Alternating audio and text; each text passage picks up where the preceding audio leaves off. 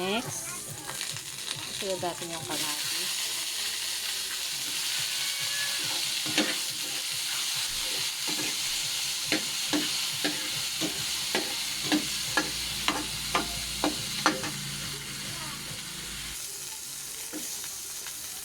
Lagyan natin ang luya. Ayan, isa-isa lang.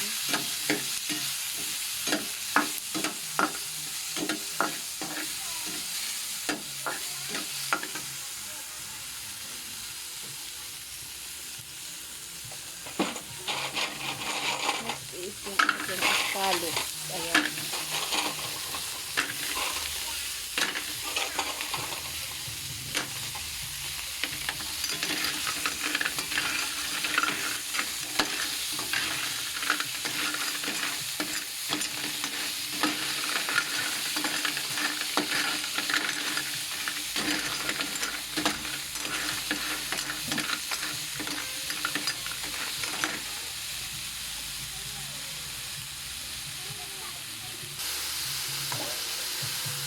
Lagyan natin ng konting tubig.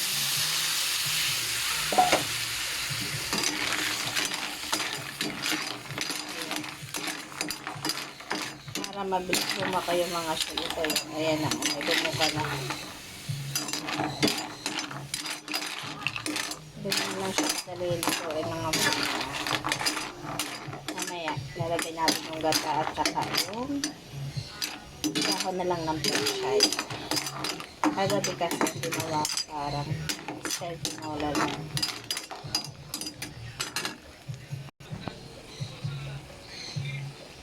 Ilagay natin ang ating Coco Mama fresh gata. Ay, maliit yung pagkakabukas niya.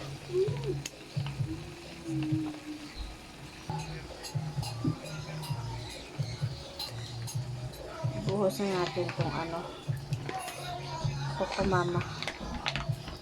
Lahat na natin ito kasi wala na tayong ibang paggagamitan para hindi siya masayang. Ayan. Ayan lang natin tumulong at nakubahan lahat ng shell. Ito.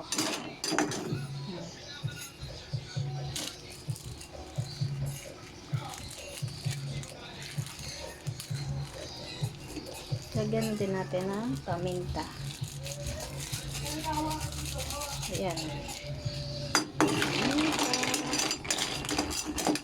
Tsaka konting magic sarap.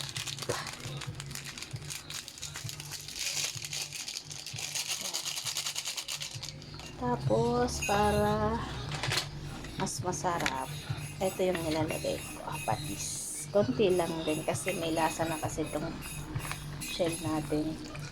Maalat na yan kapag napadami ng patis.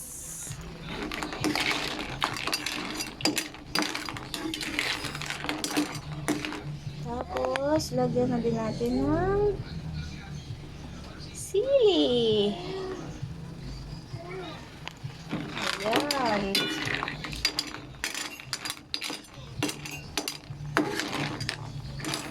Tapos kapag nagbukahan na yan sila lahat, kaya dito na ilagay ang pechay.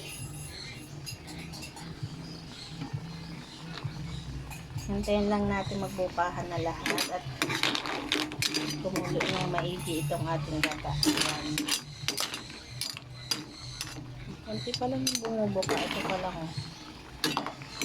Hindi ba ayaw pa rin talaga. Ang tagal nila bumuka kasi ang kapal ng balat.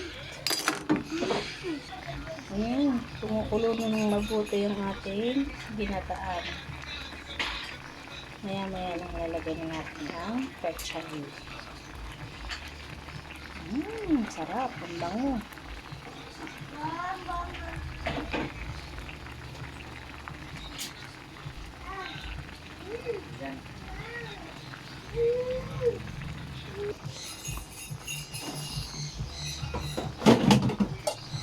Lagyan na natin yung pechay natin para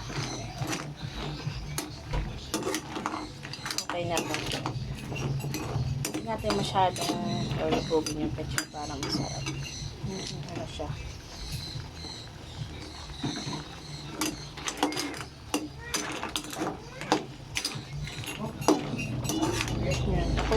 natin ng konti pa para tuluyan na siya maluto lahat.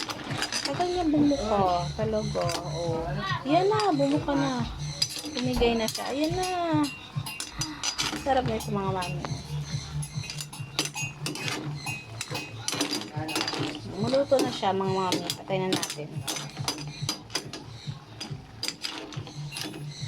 Okay na ang ating ginataang iskalup.